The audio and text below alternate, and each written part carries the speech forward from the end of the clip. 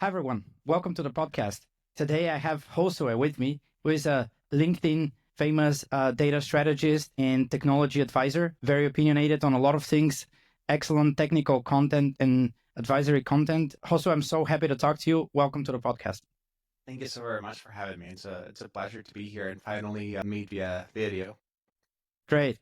So, yeah, for those who don't know you, how would you describe yourself in one sentence, and what's something unexpected or unconventional about your data journey and in the data and AI world that you'd like to share? I would say the one sentence that I just used to describe myself is I'm a very opinionated analytics, data engineering, and architecture person who just happens to write a lot and do a lot of videos. So I like to give my opinion. I like to explore technology and figure things out. So in terms of one interesting thing about me with technology is I don't come from a traditional technology background. I studied all of the wrong things that didn't really necessarily lead to a career in the data world or in the tech world, but by God's grace, I'm here in the tech world. It's always the people that have various non-technical experience that I think once they hit the data world are on the greatest track to do and think great things because of this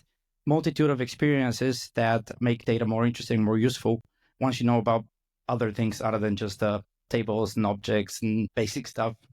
Yes. No, I've definitely ran into more than a few people that have had sort of a similar path too. But I think there's a spot in this space for people from different backgrounds. So I think it's pretty cool. So Excellent.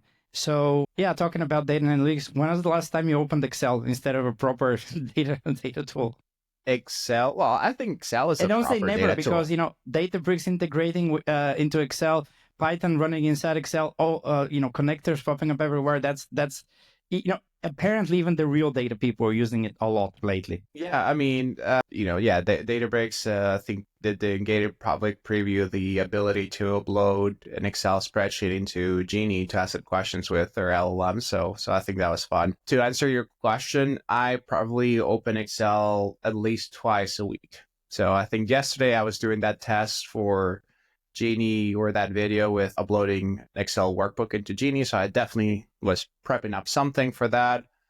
But really on a weekly basis, I'll at least do it at least once. The term data strategy gets thrown around a lot. What does it mean to you? And where do you think most companies get it wrong? This is quite a loaded question. I don't know if I think too much of the term data strategy, to be honest. At the end of the day, people try to create all these disciplines around how data works and how to get the most value of your data and whatnot, almost with a one size fits all solution. So I don't, when they use the word data strategy, to me means like, what does that mean? For me, there's no such thing as data strategy. There's business strategy. And that's what dictates how you work with data. I mean, you can have governance topics, right? Which is a very important thing. How do you control access? Who gets access to this? Which perhaps some could argue is part of the concept of data strategy. But at the end of the day, if you're a business, you should start with what's going to give you money and work backwards from that. So perhaps one of the worst answers I could give, but it's reality is like, hey, people say that, and it's like, what does that really mean? Right. So interesting. You mentioned governance. When you talk to my friends in the US, governance is always associated first with access controls. And when you talk to European companies, then data governance is mostly associated with who owns the data quality for certain, kind of the domain slicing and who owns which parts of the data as a business owner. So there's like an immediate cultural difference in how business views the data. Yeah, again, it's the thing about the data space is, to your point right now, we use all of this fancy terms for all sorts of different things. A lot of it vendor led, if you will. I don't think data strategy is really used as a thing by vendors. At least I haven't seen it as a central point. But nonetheless, a lot of these words, they're just buzzwords, or they're just words to make you think of a concept, but those concepts are really created by the different vendors or different opinionated people like myself that might want to coin a term, but at the end of the day, I think it's buzzwords. Right. If you could ban one buzzword from the data industry, which one would it be and why? Okay, so crypto is dead, so that's good. Or at least I should say the buzz, NFTs. I don't really have much respect for the whole data mesh thing, personally. I have. It's a good idea. It makes for pretty drawings. It makes for pretty diagrams. I don't think it really. It's a thing. It's not a thing that tries to be a thing. But at the end of the day, it's just similar to what I was saying about data strategy. It's such an abstract thing. And yes, there's a book that talks about it, and there's a few other people that like to talk about data mesh and the value of data mesh. But again, it's just trying to describe something that happens anyway, and not so much as a real business strategy. So, but I would probably get rid of data mesh. I would get rid of data mesh before I got rid of agentic AI. So. Hey man, as a consultant, I can tell you the more meshy the data is, the more stuff there is to do. Yeah, it's like data mesh. Oh, it just means your data is messy and you have 1,000 workbooks. Again, I'm sure We're someone will say that decentralized. they disagree with that. Yes, exactly. It's like, no, the We're value agile. of centralization is the economies of scale that you get that governance from both, I would say, the US term and the European term. So I'm okay with data mesh being a thing of the past, which it kind of is already a thing of the past. It had like its 1 month of fame maybe, and again, I've heard some people that I respect that do say they've implemented sort of like a data mesh in at their company. But again, I think of it as more of a description, an explanation of the landscape, than so much of a something like, hey, we're out to implement to have a data mesh or whatever, however they want to propose those fancy terms. Right, and there's something certainly to simplification and scaling that implies a certain centralization and not the style of everyone can do whatever they want. And it's like every, decentralized bit can have like their own technology stack and have their own everything, because that just like there's just no reason to have all those different things. Just like there's no reason to have this one simple rule that everyone abides by. So like you say, it's always something that actually in hindsight you can see what was the landscape, what happened, but it's very hard to follow it as a recipe for something. Right. Yeah. It's just trying to describe something that happens really in the wild. And again, I know there's some people could nitpick at my argument and say, oh, but there's this and I'm oversimplifying it, but I think I'm fairly accurate with what I'm saying. Yeah. No, absolutely. Yeah. As we're talking about the enterprise, traditional enterprises struggle from, they've done data warehousing, they've done BI, and now they want to do both BI and AI excellence. What's the most underrated challenge, you think, in making that leap? From BI to AI, I think people not having a clear understanding what the value is to what they're trying to achieve. I think for the longest time, we saw AI. Oh, you're being left behind if you're not implementing AI. Right. Where are these companies posting this massive financial gains because they've been using AI? And there's one company that's very public, I'm not going to mention them, that always talks about how they're more efficient with AI, and that's why they fired 99% of their workforce or whatever it is. I find that pretty annoying. But again, is there value with what you can achieve? Yeah, especially in like the customer service areas and all of these things. But yeah, making go ahead. It seems to me that naturally, through no fault of my own, every second guess that I have, we kind of steer back to the same topic, and then we have to kind of almost explain which company it is. And my joke there, which is, I think 2 times already, was yes, they fired a bunch of people because of AI, and if you look at their hiring, they're hiring precisely in increasing numbers the people that, according to their thinking, should be the most easily automatable. So there's a difference between PR and talking and what they're doing in reality. So that's a great example you bring. Yeah. So now I think there's real value. But generally speaking, vendors are very bad about actually showing the value because all they're doing is really selling. I do like Databricks' approach to it, because when you even look a lot of the language that Databricks uses in a lot of their marketing content around AI, I think they're fairly tasteful with not making it too bossy. There's spots here and there, but at the end of the day, the key part for making the leap is understanding, okay, what's my problem? And then figuring out, is AI the solution? Is BI the solution? is using a paper napkin and writing on it the solution, is hiring a person the solution. I always love this quote that I learned from Cathera Labs CEO. He's like, when you're thinking of AI, where in your org chart does AI fit? Like, what role is it taking? That's a good way to visualize. If you're wanting to think from it from the perspective of, I got to implement AI because for marketing purposes, for PR purposes, whatever it is, at least find a spot for it where it goes on your org chart so that you have an idea, okay, this is the value that it's bringing. It's replacing an intern. It's replacing a junior analyst. So yeah, I think there certainly is value, but the challenges are different. They want to get themselves, most companies, it is immediately clear that we got to do something with AI. That's still ongoing. I think everyone who thinks the hype is over, it certainly, in my experience, isn't. It's gotten down to like more practical things on the one hand, but the kind of division remains that we have to kind of set ourselves platform-wise and the capability-wise for when, if we needed to do more, that we could do it. And that brings the whole discussion into what's our platform going to look like in the foreseeable future, such that it's future fit. And this is where you talk a lot about Databricks, Snowflake, and Fabric, and everyone's got their preference, but then I'm simply throwing Google in there as like a fourth. Just because they're there. I mean, yeah, they got some good stuff as well, so it shouldn't. But how would you, it's like in this never-ending debate, do you think there's a clear winner? Do you think there's like, what's your latest view on this particular oligarchy? I mean, obviously, obviously, it's okay. So obviously, I really like Databricks. I think Databricks has made the right investments in the last few years to grow its market share, to take market share away from Snowflake, to really cement itself as, hey, we're strong with ML. Like, that's what everyone knew Databricks for. Now, they've been the last few years making more and more investments to also be known as, hey, we're very good with analytical type workloads. So I think that's a very smart move. I like it as a product personally. In many ways, I think it is the leader, but there's a lot of other components too that I wouldn't necessarily want to discredit.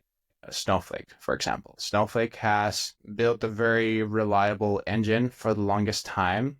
They were the ones to beat, really.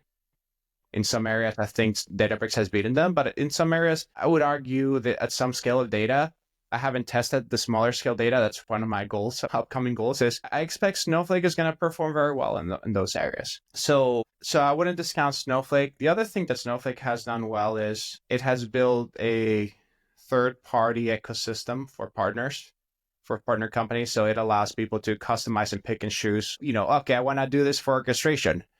You can do that with Databricks too, but Snowflake, you still see a lot of companies that start off building their tool around Snowflake and not Databricks from the market share perspective that Snowflake has. And I think likely the more openness that Snowflake, or I should say Databricks has been open, but the more attractiveness that Snowflake, it's not building so many of these features themselves like Databricks is building these features themselves. So sometimes, not all of them. So I think there's potential value to Snowflake too. Power BI is very solid. Fabric is a very fun thing for me because on one hand, I don't like the platform as a whole, but on the other hand I think Power BI is very powerful. I think that it's a good thing for the ecosystem for Fabric to have gotten in, because I think that has pushed Databricks to build up other capabilities a little bit better, like dashboards and Genio and all the things. So I think it's a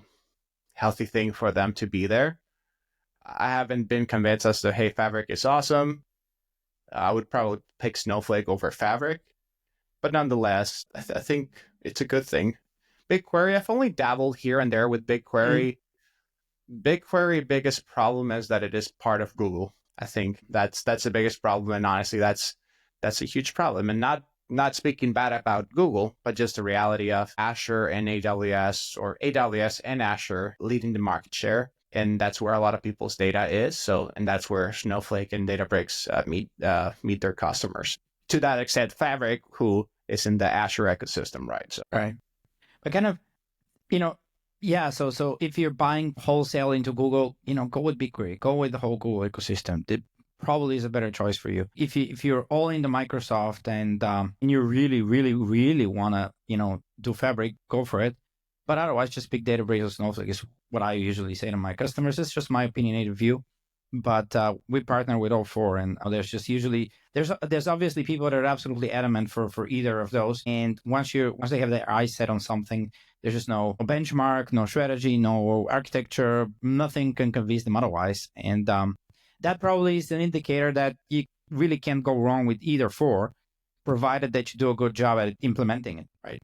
Well, and I'll say two things. One is, all things being equal, right? Like where things stand right now, my default go-to would be Databricks, because I think it can do, as of this moment at, I think, March 2025, I think it has a lot more value right out of the box than the other vendors do. So if I was on a tight budget, I would pick Databricks. If I wanted to scale up very much, I would, I would pick Databricks. But to your point, though, it about really like the data modeling and all these things, that plays such a key role. Like whenever I see like Databricks or Snowflake or Fabric or whoever, actually I haven't seen Fabric do it.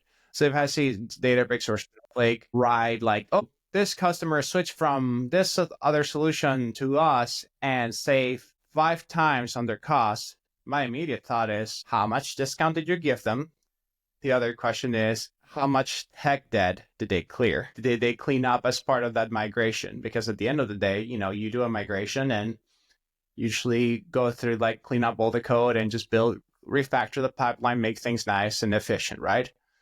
So when they make all these claims at the end, I always take them very lightly, especially if it's like a X amount of difference, just because data modeling is a very important factor. Now, where I could see Databricks making a claim when it comes to like the total cost of ownership is a combination of that data modeling, especially with larger models, and the fact that it has a lot of tools built right out of the box. So that's seats that you don't have to pay with and whatnot, compared to other solutions like Snowflake that does have a lot of features outside the box, but a lot of them are not as robust. And I know that's a general statement, but generally speaking, I think Snowflake is trying to catch up in those categories, which is a good thing. No, I think, kind of the market moved to think the total market size that Snowflake was projecting 5 years ago when they IPO'd, actually turned out to be bigger. So even though they kind of have, are head to head with Databricks now, and Google and everyone else around, they're still enough for everyone. I think the tech debt that you mentioned is probably in every country, that particular data tech debt, if you were to tackle all of it, probably be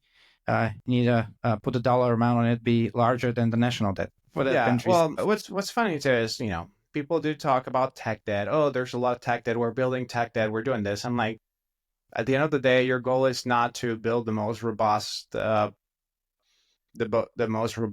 pipeline or anything like that. Your goal is to make a company money. So at the end of the day, for me, is, again, people talk about tech debt. It's like, well, is it really as bad as you make it out to be? But I guess you see that in those migrations. So there's a lot of illusion. I think people, the kind of the in the data space, solutions deployed tend to live longer, because once they're there, they're kind of just, you have like your typical data warehouse in SQL Server running from 2003 up until now. Many companies is the case, or Oracle, what have you. And so these things have a lot, usually when you're about to replatform, everyone thinks, oh, we it took us 20 years to get to where we are, and now if we have a migration project, it'll take us 7 years. And I'm like, not even the Communist Party used to plan with 7 years plans, right? Things can be done quicker. And there are companies out there and approaches and teams, and certainly people within your company that could probably likely do it for much less, much quicker. Just redo everything from scratch, because the value of just migrating this old stuff into a new platform and propagating all the problems and the issues, is probably not worth it. And the business logic that you think you have is probably not as complicated as you think it is. And so a lot of what we see is just rewriting, redoing stuff. There's just like this usual, probably backfill and, backload some data, historical data, and all that is obviously a value, but it's kind of the logic that has to be rewritten, or the fear that the logic rewriting, refactoring project is just going to get out of control and it's going to take us 5 to 7 years to rewrite it is, I think, for most companies a fallacy. Would you agree with that? I think it all depends case by case. I think it all That's a depends. very lawyerly answer. Yeah, I think That's it all what a depends by consultant case. says. You know what? Almost whatever company I end up going to, as I'm going through my job hunt right now, it's gonna be a consulting company. So I'm glad to know I'm ready for that answer, ready for that question, I should say. I think you certainly are. So yeah, so much about that. But that was kind of the point. Was it usually is not as difficult to rewrite instead of just trying to, Well, compared to what people think, the problem with that though is also assuming that people have the proper structure in place for developing and trying things, that they have a proper dev, staging and production environment and whatnot. And the truth is, not a lot of companies do. So I think most of those for which my comment was applicable should certainly get their engineering game in place, because they're only going to see more of it and not less of it going forward, I think. Yeah, especially with so much technology that's thrown at us. Yeah, exactly. And it's like the one and done approach. Oh, we got our data warehouse from 2007. What could go wrong? Oftentimes there's just a business case for it. Oftentimes there's this capability case. And recently I heard a client say, well, it's just like an old car that's like 25 years old. Let's just build a new one. Like, we don't have explaining why we need a new one is, I think, almost redundant, because it's pretty clear that this thing cannot handle the scale, the pace of change, and the way that the business needs to work and react to the outside world by analyzing the data, by just clinging onto this technology, by just keeping it alive for another 5 or 10 years. So what should we do? We should replatform in a major way, but we should be smart about it and not just spin up a bunch of agile teams that will just take forever to get it done. So it's a very tough problem, because there's a lot of investment associated with it, and the proper architecture choice is really right after we've taken a decision and say, okay, we're gonna replatform. Then the architecture question comes up. Okay, replatform the what? So excellence in doing that is yes, it is. right. If a CIO or a CEO come to you and say, okay, we want to be more data driven or data informed, what's the first question you'd ask them? If a company comes and asks me if they want to be more data driven, more informed, I would ask them, what does that mean to you? Again, very lawyerly answer, but I would ask them, what does data driven mean to you? Does it mean you have some nice dashboards that give you the information so you can just validate your gut feelings? Again, I'm not saying this is a bad thing, it's just an option. Are you saying data driven? You want to, if there was a solution that would tell you specifically, you gotta do this exactly right now, a solution that you really literally wanted to dictate exactly what you should be doing. What does that mean to you? So you wanna, again, and ultimately too is, when it comes to data driven, how do you determine whether your initiative is successful or not? Likely, unless it's like a safety related matter. If it's not, it's helping the company drive, increase its bottom line, increase customer retention, whatever your goals are. It has to be quick. It's not even about money in that case. It's like, how does it align with your long-term goals? And if you're telling me you want to be data driven, but it has nothing to do with your long-term goals, then okay. Again, well, what does it really mean to you? No, absolutely. And they always hear the success stories from other consultants, from the vendors themselves, and what is possible, what great success looks like. But can you think of, in your practice, some sort of failure, or what's usually very robust is what to avoid, what not to do, what is proven to be wrong in these large data migrations, data replatforming projects? I mean, overall, I think where people again miss the mark is, and just I can't drill this enough. I think that vendors have gotten very good at selling just technology for the sake of technology and getting all these buzzwords out. That where you see failure again is like, oh, we're going to implement AI. Look, this platform is making it so easy for us to implement AI. But again, there's no real end purpose. There's no real end goal that's clearly defined that connects how that end goal is going to be achieve using that AI. So I think that's the biggest problem again. Now, go ahead. Yeah, that's what Mark Andreessen says, the fifth bullet point, AI. It's kind of, Yeah, an existing product, you sprinkle some AI on top of it, and people should buy it because, AI. Fifth Yeah, bullet and point. again, look, from there's going to be people that realistically, some businesses that they have to put in AI because that's just what the market, from a marketing perspective, from an investment standpoint, that's the decision that they have to make. They have to have some AI initiative. I understand that, and I won't fight those cases, right? Like, hey, you need to implement AI for the sake of AI so you can make a statement that you have implemented AI in your company to check off some box. I totally get that, but just be real as to what, again, going back to what I had just said, what is the end goal you're trying to achieve with AI? Where in your org chart is AI going to fit into the puzzle? Again, I go back to that because it's very, that illustration is very elemental to, or very key to, anything you do in data. Really in business, it doesn't even have to be about data. Why am I buying this item right here? Okay, if I don't know why I'm buying it, I'm just buying it just cause, there's going to be a cost of goods. There's going to be labor. There's going to be labor lost. Does the customer care, really? So that's the first question I ask. Is the first, do my customers care? If they care, why should they care?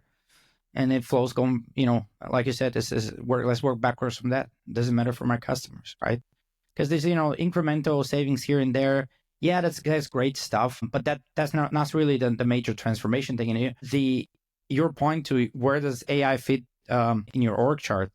I think soon it will. It actually will. There's actually going to be, not a chief AI person or some AI responsible, but rather, AI workers you just treat, as, which is essentially a piece of software, but you could interact with it in a way where you could almost put it on the org chart. Probably not directly, but certainly very close. I'm personally a little bit more skeptical towards about that future. I think that, when you look, for example, at agentic AI, I think there's a lot of good potential there. And I don't claim to be an expert in AI. Unlike 99% of LinkedIn, I don't claim to be an expert on AI. But what I do observe is you still have a lot of, for example, hallucinations with LLMs, for example. You still have a lot of those. Then you're throwing in agentic AI. Let's throw more LLMs into the problem, connect this to some functions that are concrete, and perhaps that's a good thing, right?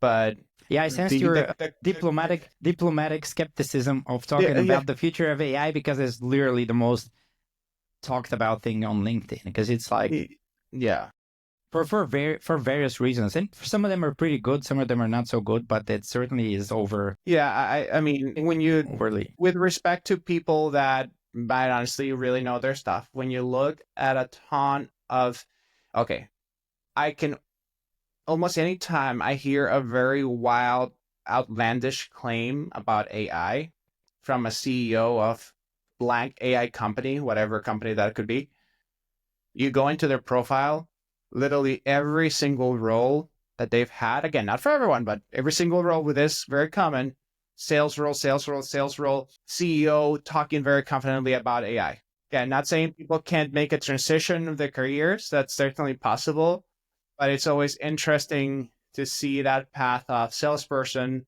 with, again, lots of love for salespeople, to kind of become AI CEO. I share your vibe. What I've come to realize is, first of all, selling software is and it's always been extremely difficult. People that are successful in selling software software doesn't sell itself that easily, and enterprise software even less so. So, like you said, we definitely don't want to bash on salespeople, but there's certainly some element to it, because the expectations that especially board and management board, executive, non-executive directors have in terms of what AI is, how quickly is it going to change the way we operate, and what should we do about it? This is what's keeping many of them awake in search of a proper way to invest and see their business in the foreseeable future. Are all fears going to be realized? Thankfully not. It's not like we're just kind of, just the question of when the price of intelligence drops to near zero, what do you do about it? It seems that I, for example, am, very much defend the idea that it will just lead to an exponential need for more of it. And, just managing AI won't be that actually be a better job than managing stuff that you know how to do from before. But then the problem is that also the descriptions or job descriptions are changing in the technical world. There's a bunch of people that were the very people that are really good at implementing machine learning probably aren't the ones that will move the businesses in terms of the new AI, agentic AI. Most of them will cross over, not all of them. And the same applies to data people that were good in traditional PI, data warehousing, data quality, all of those things, data architecture, data modeling. And now suddenly every software engineer could do AI engineering. I'm just obviously simplifying for the sake of argument, but just the whole thing is up for grabs by a lot of everyone and anyone in the technology industry that has remotely anything to do with it. Yeah, you're right. But I share your skepticism about everyone being an expert. There's certainly, in Europe, I think you could probably accuse us more of that because everyone has. Well, and I We're will say, regulating so much of it and thinking that we know better, even though we should be humble and know that we don't know that well.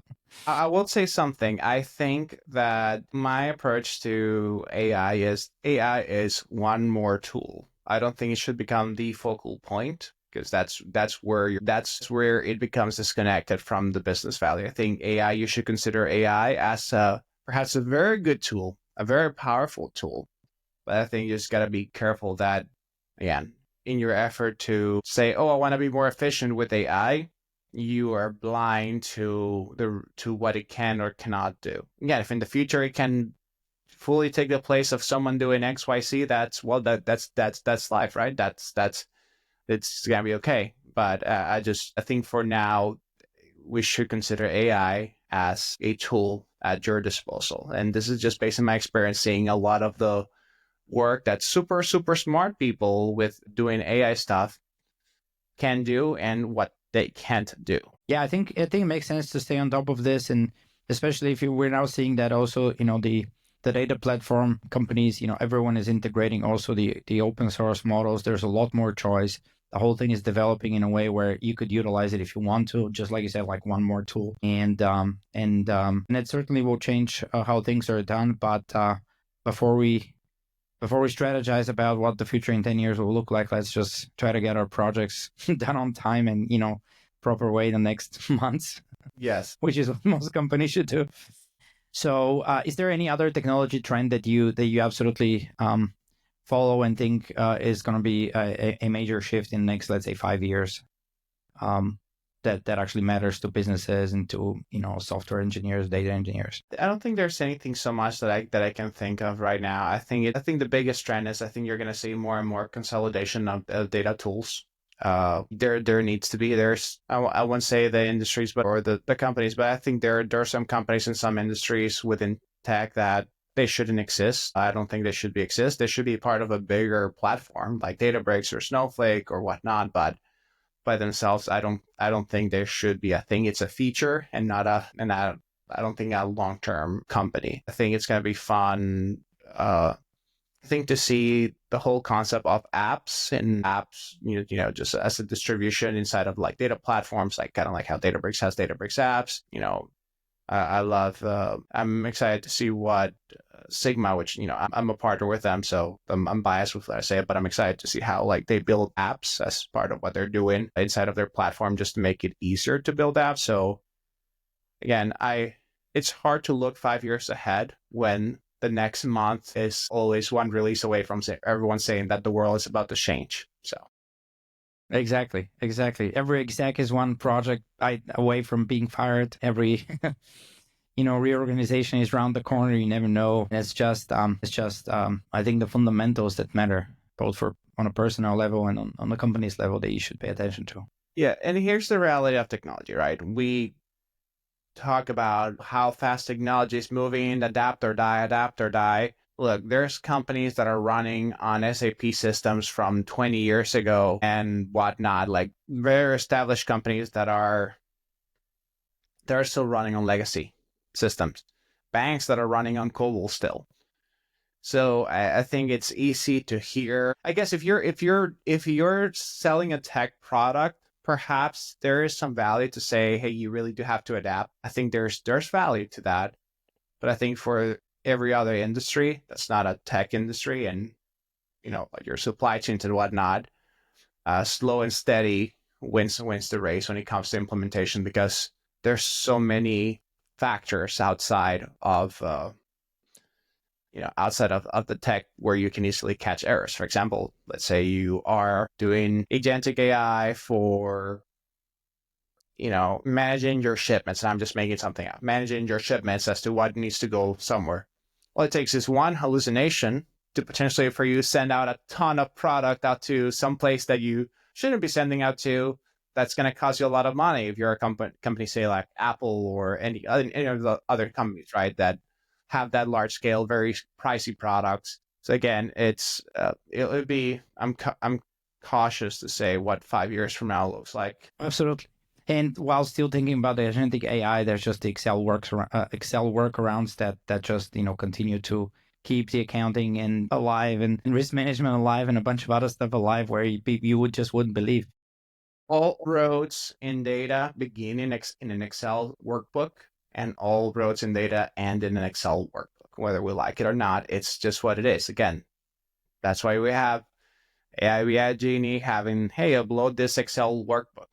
That's why Sigma has that spreadsheet-like experience for people, because it's just very easy to look at numbers that way, to look at data that way, and work with it and make final last mile adjustments. So, is there something that's on your mind based on recent projects or whatnot that you think is worth sharing as a piece of advice in this case? So companies that are struggling with managing pipelines and whatnot, perhaps the most anticlimactic comment, but are you okay with that chaos? You could be okay with it, and that's okay. Or is it costing you money? Is it what's better for you to fix that and pay for that amount of money? Are you going to get the savings back? Evaluate, because sometimes that chaos doesn't mean you have to fix something. So that's my advice. And obviously, again, in the consulting world, obviously, it's like, hey, you have all this legacy stuff. Let's get it migrated. But at the end of the day, it's about that bottom line, and that's my advice would be evaluate what's the impact right now, what's the impact 5 years from now, and then take it from there, whether it's worth what type of work is worth doing. Absolutely, great idea. Switching gears to like more general things, what's like one non-data book that shaped the way you think, or that you'd like to share or recommend? For me, it's the Bible. I am pretty openly a Christian, and for me, I don't read it as much as I should, but it's is really what challenges me to do a lot of things, or to do everything in life the right way. I fail in many ways, but for me, it's the most important book. Excellent. So yeah, is there something that you'd like to ask me? Maybe if you have a question for me. So I'm curious, and I know we have a hard stop in a second. What, from your perspective, obviously you talk with a few different American counterparts too, in the consulting world, what's the difference between what you see in Europe versus what you see in the US? Well, what is in Europe is there is certainly among executives and business owners a lot of ambition to be more efficient, thinking about optimizing your business with the use of data and AI. And those ambitions don't really get executed with such a laser focus on results, but rather get bogged down in existing established practices and get easily watered down. And the result of this is, on paper, everyone is investing in the right things, investing in technology, migrating this and that, in theory, improving, optimizing. But in reality, it's just same old, repackaged. There's certainly a difference in the way the execution works. So the strategy is similar, but the execution looks differently. Depending on who you speak with in terms of European executives, they'll whether it's smaller or bigger companies, public listed or private owned, they'll give you a different opinion whether that's a feature or a bug of the system. So and that's why consulting, there's also a difference in consulting. There's a lot more contingent external workforce done by consulting companies and, integrators in Europe, I feel. And, you would get a consulting company on board, not only because you need the resources and you can't really hire and fire and just ramp up and down the way you want to, but also because you also want this fresh view of things. And that might seem like very redundant from an American point of view. It'd be like, okay, if I just want to get this done, I'll just hire more people and get it done. And when I don't need them, I'll just let them go. And so there certainly is a different approach to doing things. Although I might say, if you work for an American company in Europe, the reality gets substituted with a different one very quickly. I see the advantages on both sides. And I think it's a good way to study both approaches, and probably something that's most optimal would be like a mixture of both. That's fair. Probably lost half of the audience on both sides. Oh no, I think that was a good answer. I mean, I had never thought about it like that. I was like, what does that look like? Okay. There certainly is a difference. And I think I can announce it now, because I actually wanted to post it today on LinkedIn. I've been nominated to the Institute of Management Accounting Global Board of Directors for a mandate. And it's a nonprofit organization with 140,000 members